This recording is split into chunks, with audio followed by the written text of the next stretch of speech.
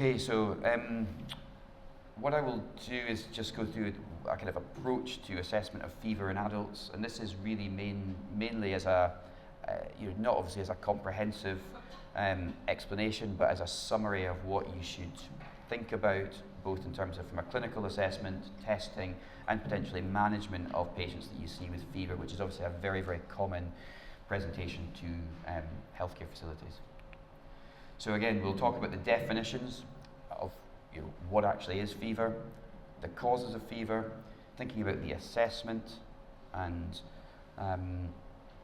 what you should specifically look for on clinical evaluation, and then talking a bit about management and what management you should consider in certain circumstances.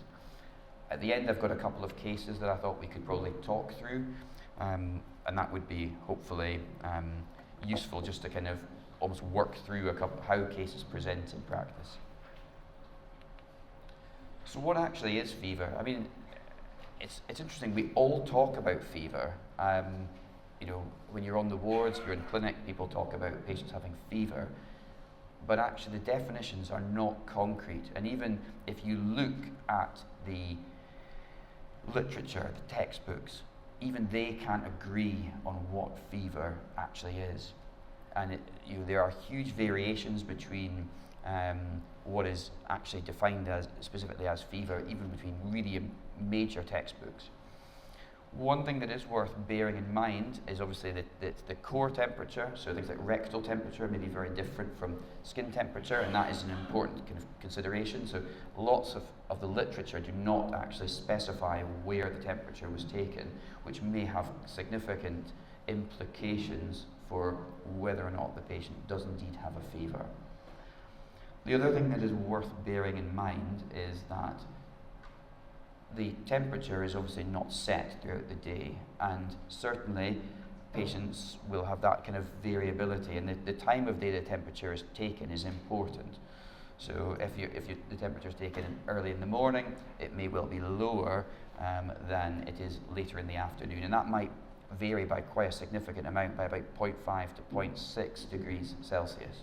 So it is worth thinking about, what actually, where's the temperature been taken, what the temperature is, and the time of day. Okay, but the bottom line is we still actually don't have a unified, single, definition for fever, which I think is interesting given that we talk about it all the time. The mechanism of fever is regulated by the hypothalamus. So the hypothalamus, when you're developing fever, it will reset its new kind of set point, and this will result in kind of widespread vasoconstriction and shunting of blood, and that will produce often these kind of chills that people report during an episode of fever. Fever is often the result of exogenous pyrogens that are produced by pathogens that then generate other inflammatory responses with interleukins and tumor necrosis factor alpha, which are endogenous pyrogens that again produce that kind of febrile response. So what are the main causes of fever? I think they could broadly be divided up into 4 separate entities, to be honest. 3 main ones and then the kind of miscellaneous one at the bottom. One is infection, probably the most common, especially in patients who present acutely with fever. Neoplasia, so particularly malignant processes in patients who have been unwell for periods of time, so the kind of pyrexia of unknown origin type presentation. Neoplasia is very high up on the list of differential, and again, the older we get, neoplasia becomes more common. Autoimmune diseases, rheumatological, connective tissue diseases are, again, associated with fever, and we'll talk about those briefly in a minute. And obviously there are a kind of mishmash of miscellaneous conditions where, that don't really fit any of those criteria that are worth thinking about and are well described to cause fever. So the infectious causes of fever, now these are the ones that probably as an ID physician, I take the most interest in because I'm always looking for them. But the list is obviously extensive, and it may be, it ranges from viral to bacterial to kind of other types of pathogen, be it spirochetes, fungi, and parasitic infection. And the list is extremely long. But it is worth bearing in mind that all of these groups of pathogen can cause fever and are well described as causes of fever. What I would say is that in most cases, fungi are less common as a general rule of thumb, unless the patient has underlying immune system problems, or you're dealing with a specific geographical area where you have, for example, one of the endemic mycoses, be it histoplasmosis, blastomycosis, coccidioidomycosis, etc. But these are very often limited in their geographical extent. Okay. Neoplastic causes of fever. Hematological malignancy tops the list, particularly lymphoma, so Hodgkin's lymphoma and non-Hodgkin's lymphoma, and also leukemias are well described as causes of fever. But solid organ tumours can also cause fever, and particularly renal cell carcinoma, hepatocellular carcinoma are very, very pyrogenic and are well documented as causes of fever and pyrexia of unknown origin type syndromes. Other solid organ tumours like colon cancer, again, have been described as causes of fever, and others less commonly, but almost all tumours in some way, shape or form have been described as a cause of fever. So it's just worth bearing in mind that in terms of malignancy, it's not just lymphoma and nothing else. Rheumatological causes of fever, so these are really quite extensive. And this slide's not meant to be a rheumatological textbook, but genuinely all of these conditions are associated with fever. Some of them have got their own kind of quirks, their own kind of interesting aspects in terms of the acute inflammatory response. Like we know, for example, that SLE is one of the few causes that will result in fever and inflammatory response, but will often have a low C-reactive protein during a flare versus many of the other conditions. So there are certain things about them that are curious or different. But yeah, all of these kind of rheumatological conditions, connective tissue diseases, can cause fever. And the miscellaneous causes, so these are the ones that are probably forgotten about, and in my experience are often not considered, particularly by generalists. But they definitely do cause fever, and some of them may cause these kind of PUO type illnesses where physicians have been struggling to get a diagnosis, and actually with careful history taking and examination and evaluation of the patient's medical records, you can make a diagnosis. So venous thromboembolism, again, a lot of people don't consider that, but deep venous thrombosis and pulmonary embolism. In the last 10 years, I've had 10 patients who have had chronic pulmonary emboli as a cause of recurrent fevers, and again have been misdiagnosed recurrently by other physicians. Drug fever, normally associated with eosinophilia. There's normally a temporal association with drugs starting and the fever beginning, but that might not be always that apparent. I think other conditions like inflammatory bowel disease or thyrotoxicosis, again, there's often other symptoms that may point you towards these entities as a diagnosis, but not always. And factitious fever, which is, I have to say, is rare.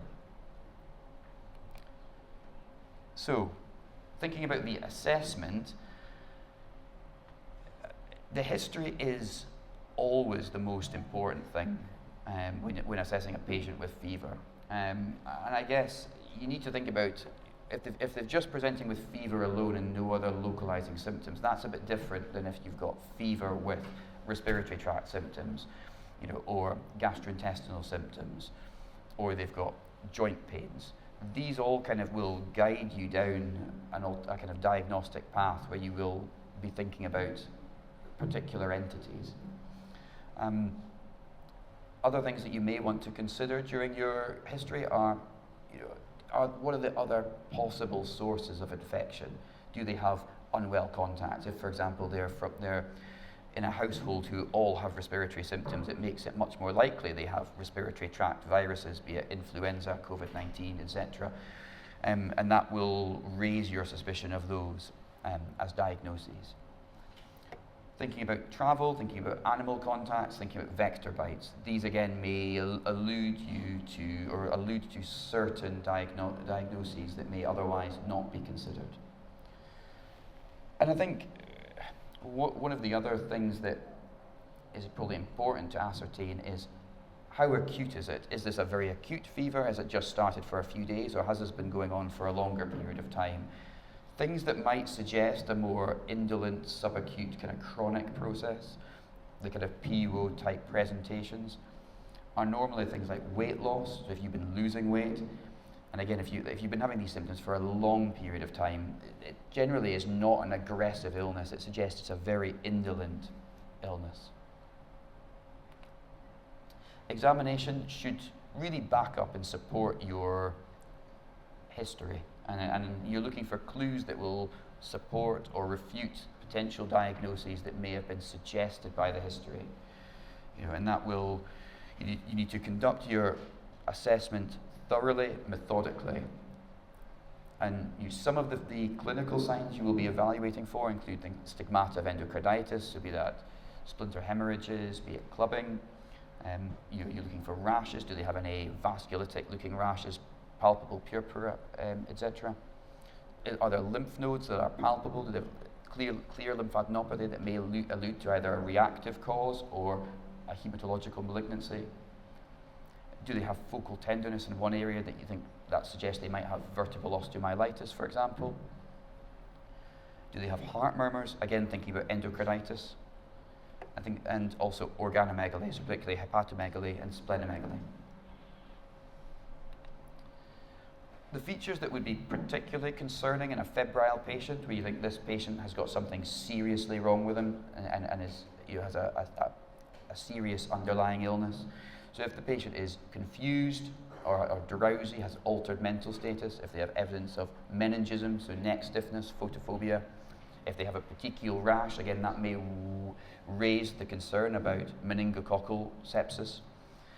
If they have tachypnea or significant tachycardia, if they're hypotensive, again that suggests cardiovascular organ dysfunction, and if they've got very high temperature or very low temperature, that might again suggest severity of illness.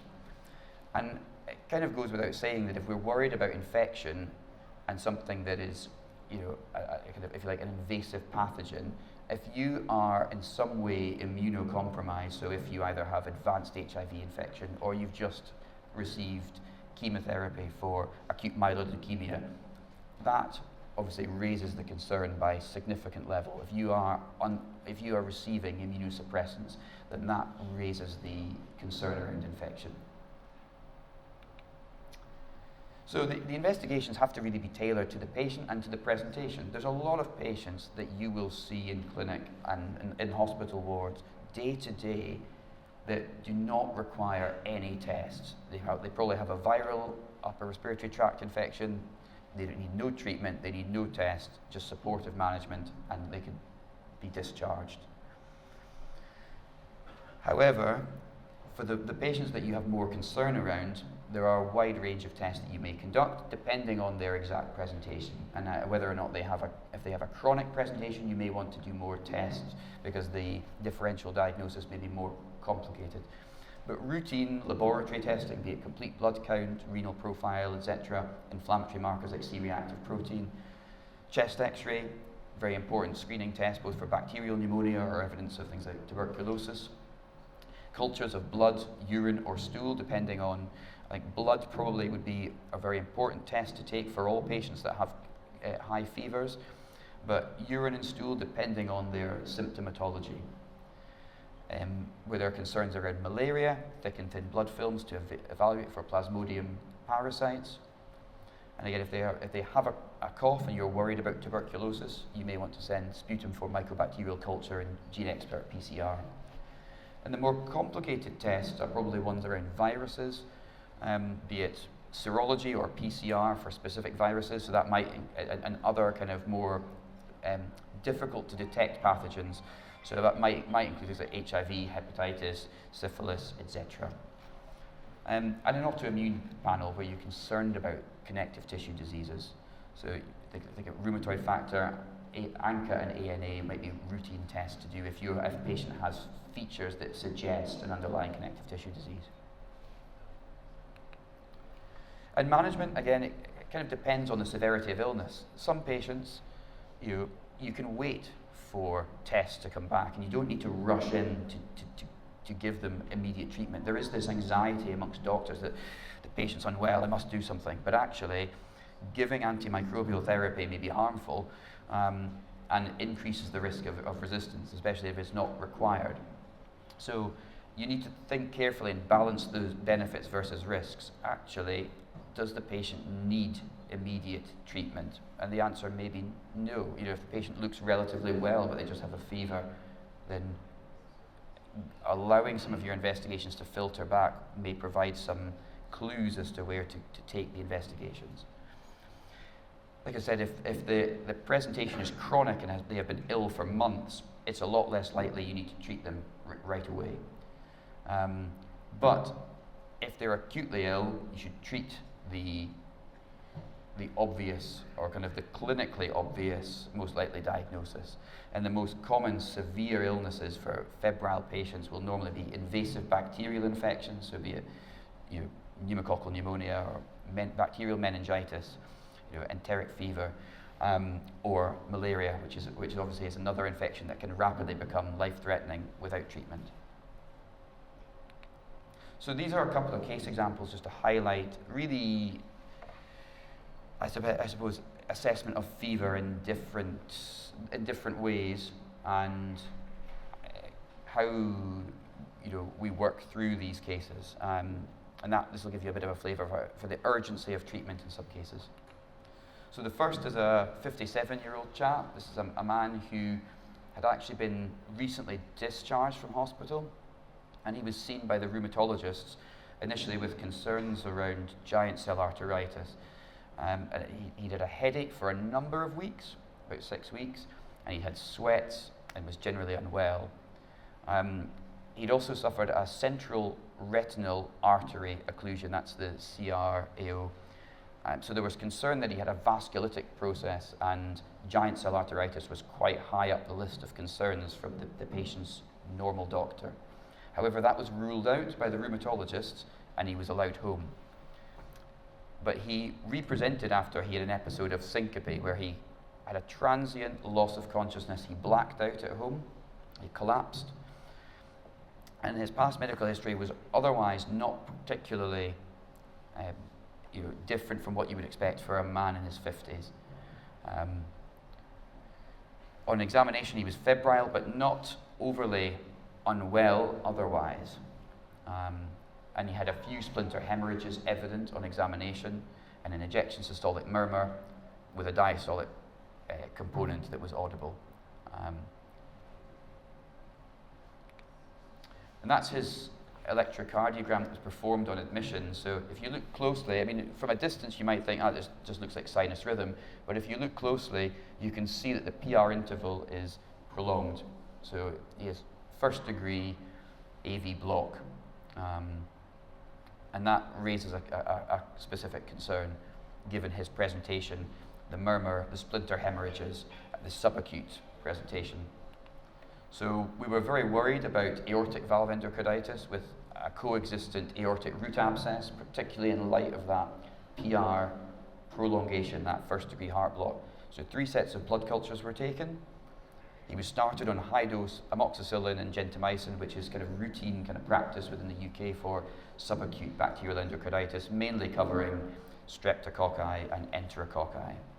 An echo was requested, and he was placed on telemetry given his recent episode of syncope.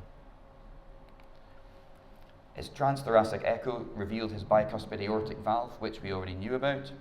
There was abnormal appearance to the leaflets, and he had an eccentric jet of aortic regurgitation, which was severe aortic regurgitation on measurement by echocardiography. The following day, his blood cultures came back, and he grew Streptococcus oralis, which is one of the viridin streptococci that reside mainly in the mouth, with a very, very low mean inhibitory concentration to penicillin at 0.03 milligrams per litre, and he was switched to IV benzyl penicillin, 1.2 grams every 4 hours. And again, we rationalised his treatment to target the organism by using the narrowest spectrum agent possible. He underwent transesophageal echocardiography, which revealed a vegetation on the coronary cusp of the aortic valve, about 5 millimeters, with perforated leaflet and severe aortic regurgitation. And he had changes in the aortic root consistent with an aortic root abscess. So he was referred for emergent aortic valve replacement and aortic root replacement to our local cardiothoracic surgeons, which he underwent and made a full recovery. But I think this is quite a helpful kind of learning point, because this was a chap who presented with quite a subacute presentation, but on some of the tests it became apparent that there was quite a serious underlying diagnosis here. And endocarditis can present in unusual ways, often masquerading as vasculitis or multi-system illness. So whenever you have these kind of illnesses where vasculitis is a differential diagnosis, endocarditis should be in the differential. And the fact that he had first-degree heart block, again, should be, that raised suspicion of aortic root abscess. And in the context of a patient with endocarditis, that should be assumed until proven otherwise. My second case, so this is a young lady who's a student. So she was actually studying in St Andrews University, where Prince William studied, and she was admitted basically with a very short history, but fever, severe headache, generalized myalgia, and vomiting, which was profuse. She'd recently been on holiday to Barcelona, visiting friends, but she was only in the city, and she reported no unwell contacts or anything else that we could discern. But she looked clinically unwell. She was tachycardic, she was hypotensive, she had a GCS of 12 out of 15, and she was febrile, 38.9 degrees Celsius, with cool peripheries, and was very confused, with marked neck stiffness and photophobia. She also had a rash on her feet, the photo of which is here. So you can see, so it's quite subtle actually, but you can just see, just down over the medial aspect of the midfoot, these kind of very small, tiny, almost petechiae, and they were very, very subtle, but again, non-blanching petechiae, which raised the suspicion about meningococcal meningitis. She had baseline laboratory investigations, which had already been done, which revealed marked inflammatory response with C-reactive protein more than 200 and a raised lactate, but otherwise, and a mild neutrophil leukocytosis, but otherwise relatively normal-looking blood tests, with those exempted. So she was treated with intravenous ceftriaxone, dexamethasone, and acyclovir initially by the attending team. A CT scan of her head was performed, which just showed possible early hydrocephalus, and we took a lumbar puncture. So if you've ever done a lumbar puncture, you'll know that the fluid is very clear. It's like water. It's normally crystal clear, and this came out and it looked turbid. So you knew as soon as it came out of the needle into the vial, and that's her cerebrospinal fluid there, which showed a marked number of white cells, the predominance of which were polymorphs with very high protein and very, very low glucose. So features that were very much in keeping with bacterial meningitis. She subsequently grew gram-negative diplococci in blood cultures confirmed as Neisseria meningitidis, and dexamethasone was stopped, and she was rationalized to ceftriaxone and just completed 5 days of therapy and was discharged home, made a full recovery. Bacterial meningitis is probably one of the most feared bacterial infections. So Streptococcus pneumoniae, the pneumococcus, is very, very common, but in younger patients and in children, young adults and children, meningococcus Neisseria meningitidis is obviously a common pathogen. And listeria we see infrequently, mainly in the elderly and immunocompromised patients. But you should always be worried about meningitis when they're confused or drowsy, or when they've had recent issues with sinus infection or ear infection, which may transmit through into the brain and result in meningitis as a complication. We know that meningitis is associated with travel, and there are outbreaks associated with particular parts of the world. So sub-Saharan Africa, there is the meningitis belt with common, frequently seen outbreaks, and in the Hajj there are well described outbreaks of invasive meningococcal disease amongst pilgrims. Penicillin-resistant pneumococcus is also a concern in meningitis. It rarely is clinically significant in pneumonia, but in meningitis it is different because beta-lactam agents cannot get into the CSF at adequate concentrations to sterilize CSF when you have penicillin-resistant pneumococcus. So in certain areas of the world where penicillin-resistant pneumococci are common, there is a desire sometimes to add an additional agent like vancomycin to increase the coverage of resistant pneumococci. Lumbar puncture should be deferred in very specific circumstances, but most of the time it is safe to do. It's safe to undertake a lumbar puncture. So if they have uncontrolled seizures, focal signs, the presence of papilledema, if they've got complete cardiovascular collapse, you may want to defer lumbar puncture, but normally it's safe to do. And in these patients, you might want to, who've got focal signs, a CT scan of the head before lumbar puncture is normally preferable. So I think that case just really highlighted the importance of identifying meningitis early. So that's an acute presentation with fever, and again, you don't have time to wait for all the results to come back. If you don't start treatment, that young lady would have died. So it gives a good example of when to treat acute febrile illness promptly and empirically. And obviously do the tests to confirm your diagnosis, so the lumbar puncture in her case. Okay. I think, so Dr. Muda put this photo in because he found this online, and then I've got another picture of another shark, so and that's me.